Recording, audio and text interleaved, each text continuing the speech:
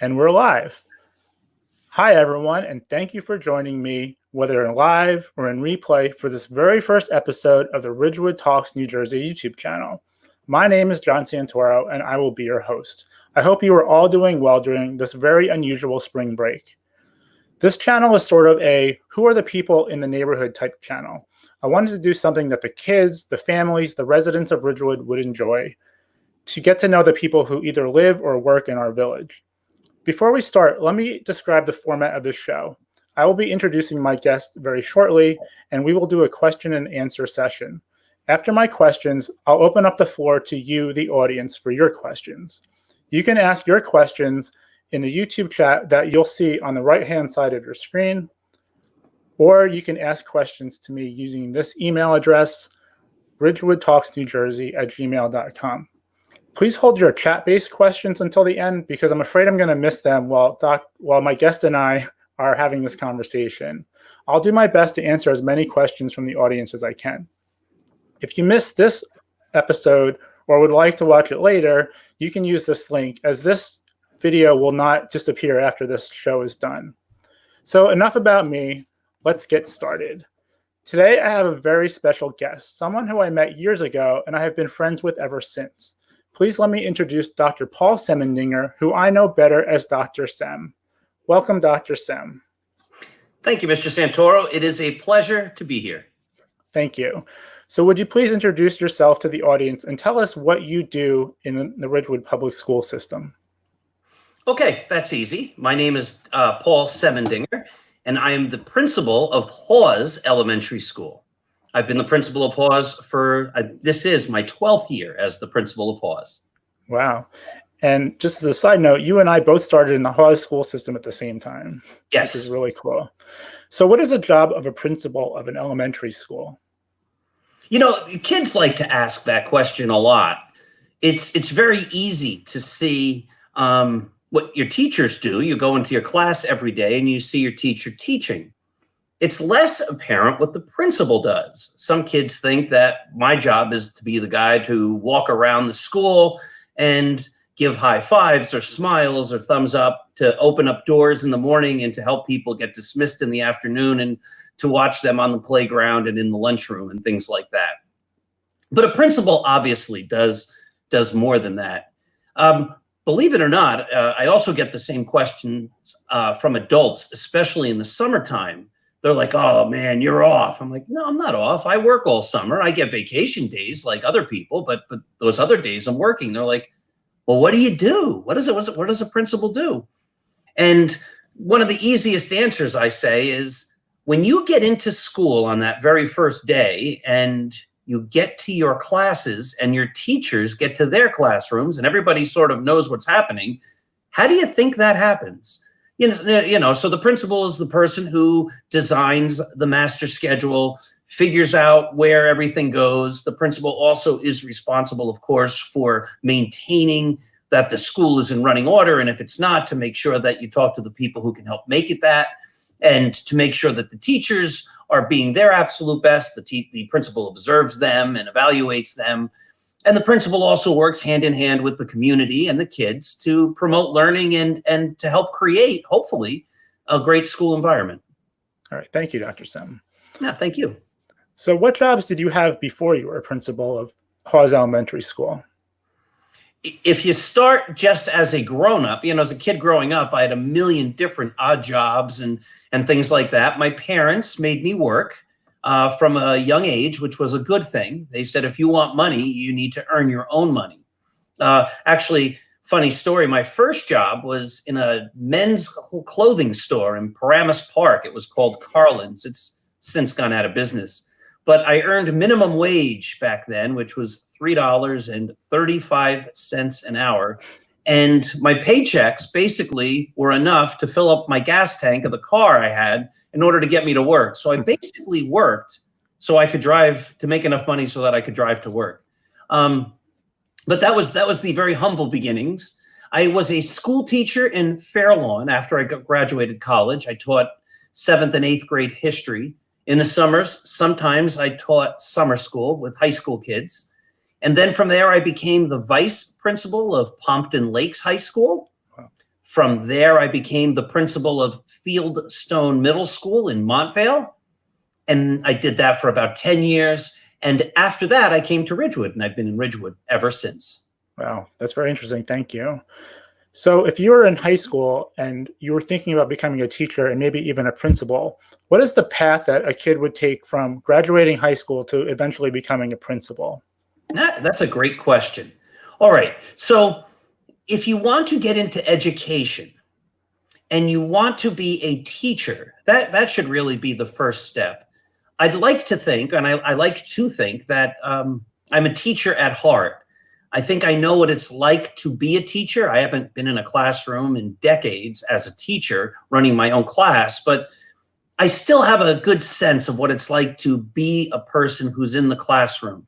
So if you want to be a principal, I think you first have to, of course, be a teacher. I mean, that's part of the progression anyway, but you have to know and love what it is to be a teacher. And so if I were a high school kid looking to get into education, I would find a school that has a great program that gets you your teaching certificate. I'd probably recommend you find a good New Jersey school, because each school has each state has its own certification process. And so if you go to a school out of state, you might graduate and you might be able to be certified in that state, but that might not allow you to be certified in New Jersey. So it might be best to go to a New Jersey school if you want to teach in New Jersey, if that's your ultimate goal. But you don't have to do that. That's just a recommendation. And then you would then work and get your master's degree in educational administration. That's what I did. I went to William Patterson University. I still think it was William Patterson College when I graduated. And then I felt that if I was going to be an educational leader and have a building of my own and be a principal, it made sense to get the doctorate degree. So then I went on to Seton Hall, and that's where I got my doctorate in educational leadership. Great. Thank you. That's very interesting. And are you working from home this week? Yes, I'm working from home. My computer's right behind me here, and my phone's right here. And trying to get a lot of things done. So what's the schedule for a principal compared to a teacher? Do you have the summers off, or do you have, how does it work compared to what the kids' schedule is? All right, so, excuse me, the teachers obviously have the same schedule as the kids. Principals, we have to work vacations or holidays and in the summertime, but we don't really have to work those days. We get a collection of vacation days. And then you can use them throughout the year. So if I wanted to, I could have taken today off and used a vacation day, or I can take a couple of weeks off in the summer, or I can take the week off around Christmas time, and I can have those days off. But the difference is the teachers aren't taking away from a bank of vacation days to do that. A principal is. Now, of course, we also get the holidays. So if I was working during Christmas break, Christmas Day itself doesn't count, and New Year's Day itself doesn't count. Those are holidays. But the other days, like if I were to take off December 23rd, I would just use a vacation day. I'll be honest, we have enough vacation days, so it's never, ever been a burden.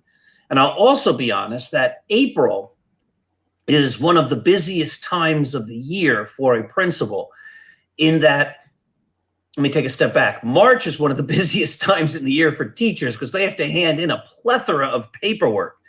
And then in April, I usually don't take this week off anyway, because this is the week that I invest in writing the many, many, many reports that I need to get done really in a very short period of time once all the teacher paperwork comes in. So that's sort of the difference. I just have to pick and choose when I take days rather than just take days or assume I'm not going to work if school is closed. Okay. And how are you doing your job now that we're all at home? I think we're doing very well. The job itself has changed. Obviously, it's different to work from home. I'd never before ever had a Google meeting before. Now I seem to have one at least every day. I'm in communication with the teachers through email, through Google Meetings, through through texts and through phone calls, in communication thusly also with the principals and the administrators in town that way, and the parents. And the difference is you don't have that social interaction, and you're doing it all remotely. And so I don't know, it's just a whole different atmosphere. You still want to be there for everybody. And I try to sign all my emails to parents with words to the effect of, I'm working, I'm here, I'm always accessible. If you need anything, let me know. And many parents have taken me up on that, but it's different to say I'm available, but you can't see me and I can't really see you, or I can see you through a computer screen, something like that. I will say the days are longer. I find, like last week, I was working some days well past 9 o'clock p.m. and all day through right up until then to try to get everything done. I work long hours as it is, but it's just a different rate, a different way it's all happening. Things that in a regular school day that might come up and you say, oh, I'll address it with the teacher or the parent or the kid tomorrow. You don't really have that opportunity, or at least it doesn't feel that way. It feels like, maybe it's my own perspective, but it feels like I need to get this done right now. I need to address this right now. And just things are coming and flying, going very fast. And so that's sort of what it's like. It's one step removed, but you're still very involved in a lot of the goings on. Okay, thank you. And what do you think makes Hawes and Ridgewood special? Well, I'll tell you what it is heart.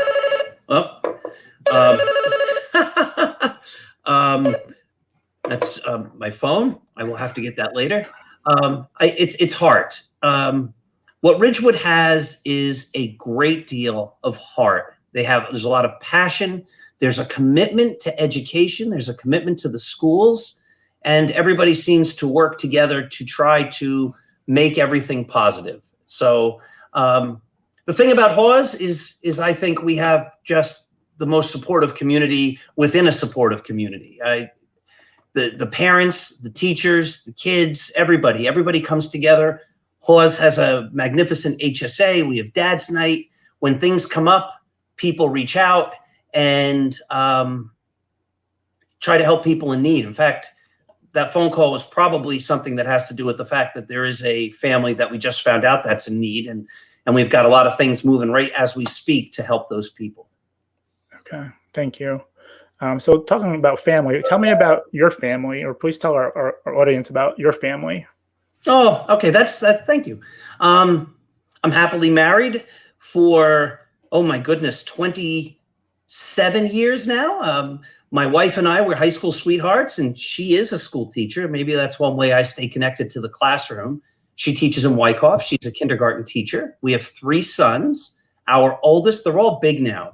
My advice, which I always give to the Hawes parents, is when they are young, enjoy every minute, because it goes far too quickly. We love our sons. Our sons are great, but they're not little children anymore. And those days are past, and I miss them.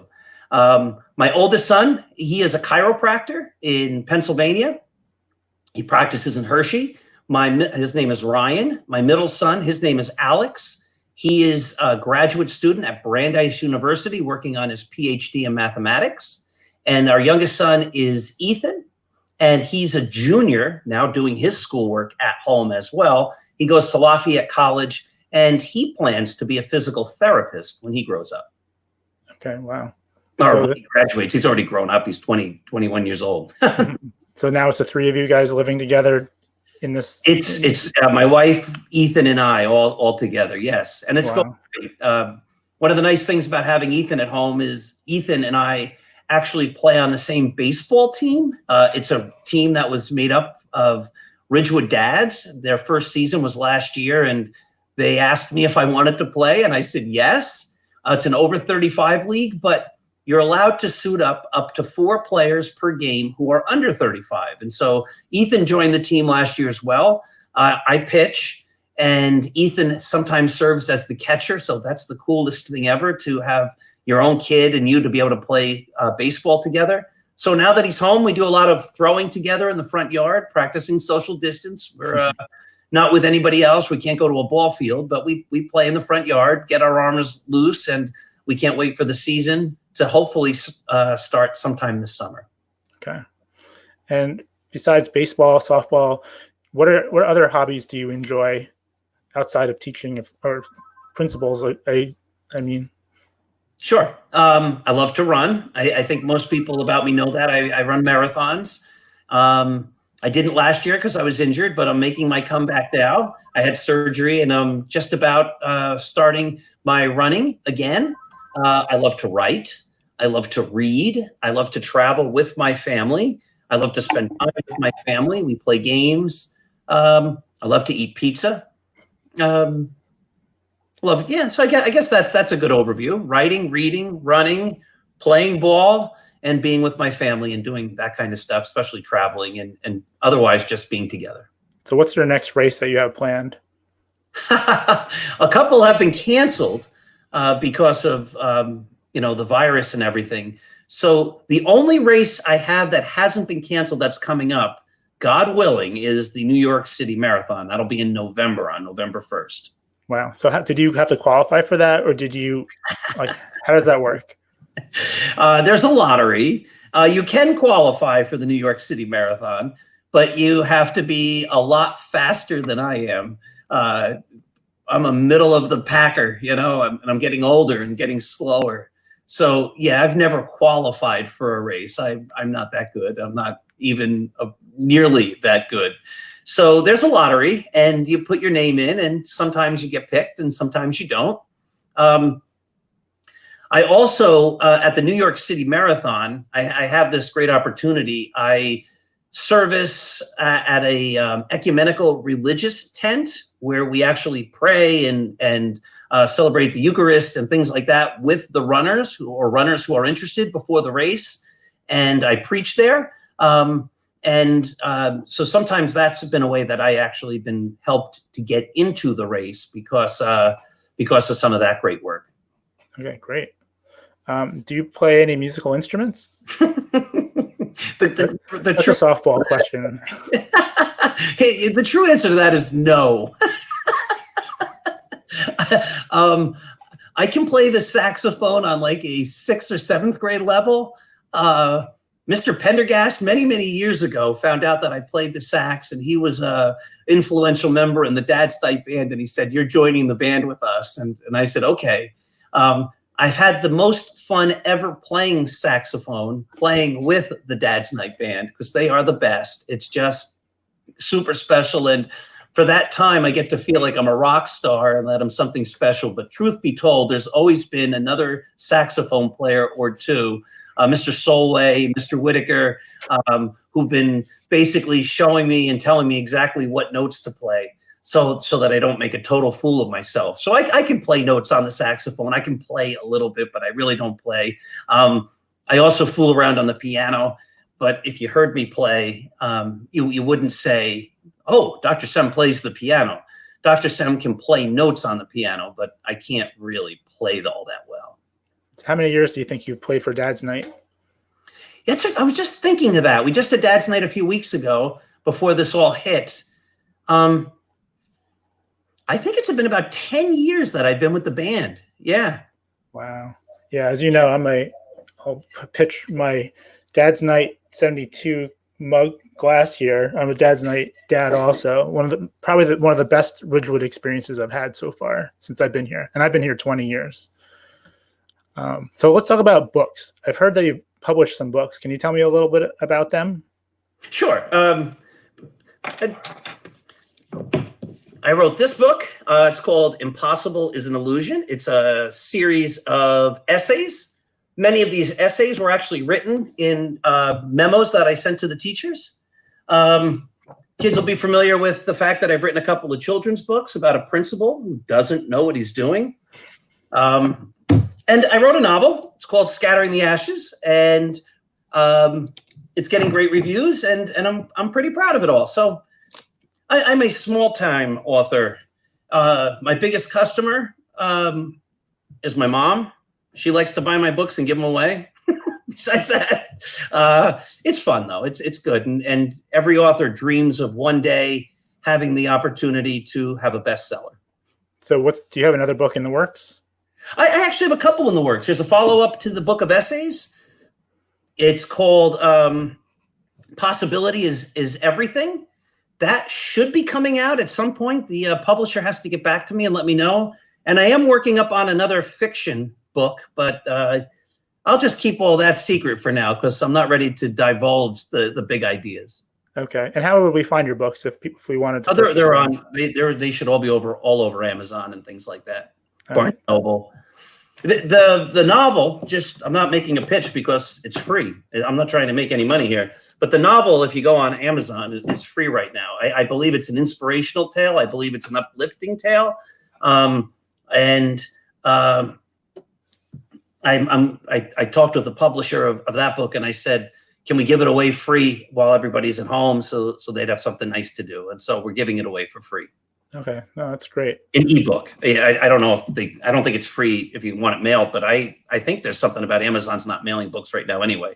So we said, let's just get it out to people in a free format as quickly as we can. Okay, well, thank you. So what is the mascot of Hawes Elementary School? It's a giant tiger. No, I'm kidding. It's a duck. And there's a reason for that. And do you want me to say, or do you want to go into the story? Do you want me to? So I'm going to show for the audience a video. Let me bring this up. And let me start this. Excuse me. Okay. And after I start it, why don't you explain what's going on here? All right. So this is the annual duck walk. We have a female duck. Her name is Henrietta. The school is named Henrietta Hawes Elementary School. Some of the kids now think it's named after a duck, but it's actually named after one of Ridgewood's great residents, Henrietta Hawes. But the kids call that duck right there, the mama duck, Henrietta, and she lays her eggs and the little ducks hatch in our courtyard, but then they're stuck in there.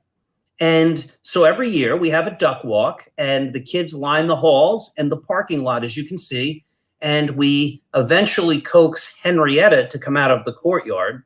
Sometimes that's easier than some years that's easier than others. And wherever she goes, her ducklings follow. And then she walks down the hall in front of the whole school and out the door, down the steps and across the parking lot in front of all the kids and goes down to the brook. And that's where she raises her family outside. So how does this work? Does she flies into the courtyard Yes. Which is enclosed? Yes.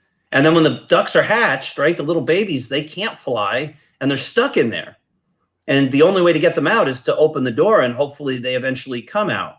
So we usually have a duck team, alpha duck team, who helps convince Henrietta in a kind way to start to leave the courtyard. But sometimes, depending on the duck, some of the ducks have been amazing. It's just sort of like, hey, Henrietta, it's time, let's go. And they just sort of walk out and the ducklings follow. But others, there's a bunch of human beings around trying to coax her to go a certain way through a doorway. And sometimes she gets a little skittish and a little bit scared. But eventually every year, she's always done it. They come into the hallway and the ducklings follow. And it's really just a grand, touching, really special experience. So I can see on this that people are lined up on the side. How often are people actually in the school when it's time to go? Is it every year, or is it some years do the students miss what's going on? There was one year since I've been there that the students missed it, and Mr. Otterstedt actually filmed the whole thing because the the ducklings were born over the spring break. Okay, and like what month is it? Like has Henrietta arrived yet this year? Henrietta has arrived, and so we have to keep a daily close look so that when those ducklings are hatched, we actually can have a duck walk. This year, the duck walk will probably be filmed by whoever's in the building at the time. Might be me. I still think we have a couple of weeks yet this year before it happens, but there is no rhyme or reason. Some years we've had multiple ducks, multiple duck walks, but only once I think did it ever happen that the kids missed it, and Mr. Otterstedt filmed it that year. Okay. I think that's my last question. So to the audience, to those of you who are watching, first of all, thank you for tuning in. I really appreciate this. And if you have any questions, if you could post them if you're signed into YouTube in the chat on the side, or send an email. So I'll ask one follow-up question to Dr. Sem while we're waiting. So with the ducks, like how young are the ducks? Like how long after the ducks hatch are they ready to go? We try to get them out immediately. We really don't want them staying there. There have been times we've had them stay overnight, and that's not ideal. Sometimes then when that happens, the mother duck gets also a little frustrated, like, I need to get my babies out of here. So that's not exactly the best thing. It's kind of funny, like some parents have asked me, they say, will you call me? When are you planning the duck walk and things like that? And we don't plan the duck walk. Henrietta the duck plans the duck walk. It's when she is ready. A couple of years ago, I jumped the gun a little bit. I was ready. The ducklings were out. And I'm like, let's do it. As I recall, it was a busy day. And I said, you know what? Let's just get it done. We'll start the day with it. We'll make it exciting for the kids. And the duck was not ready. I think there was an egg or two that wasn't hatched. Now, those eggs didn't hatch anyway, but we didn't know that they weren't going to hatch.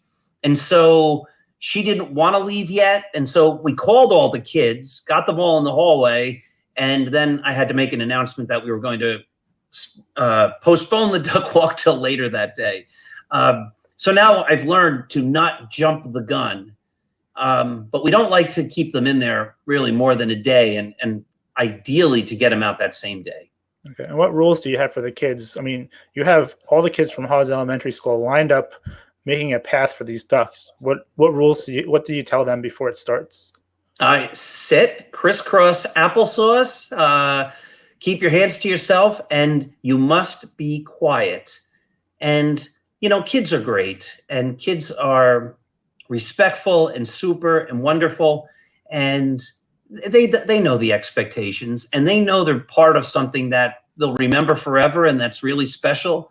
And so when we say, okay, it's time to be quiet, they just get quiet, the entire school. They sit in the hallway just waiting for the ducks. I was able to take that video after 8 years of being part of the school. My very last year, I happened to be in the school the day that the ducks were ready to go. So I was very happy that finally, after eight times, my last opportunity, I was able to finally see the duck walk, which was really a really interesting experience. I think you were there for the 5th grade concert. Yeah, I think that's what it was. So, all right. Well, I don't see any questions. So I want to, first of all, thank you so much for being my guest today, my very first guest. I appreciate you taking the time to do this with me. I know you're working this week. So thank you. And thank you for getting nice and dressed up. I'm sorry I'm dressed down. I'm wearing my Ridgewood shirt. It's not showing as much as I had hoped, but I am trying to be, you know, part of the Ridgewood theme here. So, but thank you so much for being my guest today. Mr. Santora, thank you. Thank you to everybody who's out there. And, you know, just keep practicing your social distance. Do what the town and the village and the state want us to do. Be safe. And look at the bright side of everything. There is always a bright side. Stay positive, and we're going to get through all this together. Thank you. All right, thank you, Dr. Sem. So for those of you watching, I hope you enjoyed this interview. If you did, please don't forget to subscribe to this channel. You'll find the subscribe button to the bottom right underneath this window. You'll be notified of all future interviews. I may have one lined up for later this week, so I would appreciate that. If you have any ideas about people who you would find interesting to be interviewed, please send emails to ridgewoodtalksnewjersey@gmail.com. Like I said, I want to have this channel be really about, like, who are the people who live and work in this village, and get to know them. So because a lot of times we just see what they do, but we really don't get to know them. So I would appreciate that. Please send an email, and thank you so much for watching. Have a great day. All right. Have a great day. Thank you.